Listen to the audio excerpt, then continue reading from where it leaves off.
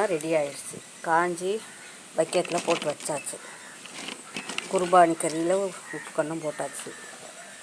இப்போ அது வண்டு எறும்பு வைக்காமல் இருக்கிறதுக்கு கொஞ்சோண்டு இவ்வளோ உப்பு மேலே அப்படி தூவி விட்டுட்டோன்னு வைங்க, அப்படியே இருக்கும். எறும்பு வண்டெல்லாம் வைக்காது, ரொம்ப நல்லாயிருக்கும்.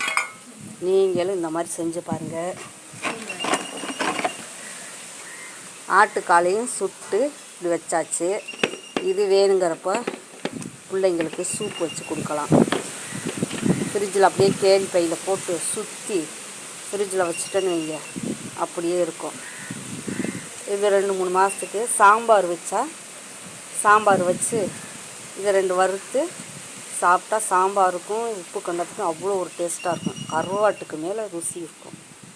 நீங்களும் இந்த மாதிரி செஞ்சு சாப்பிட்டு பாருங்கள். இது சூப்பு தான் வைக்கணும் ஆட்டு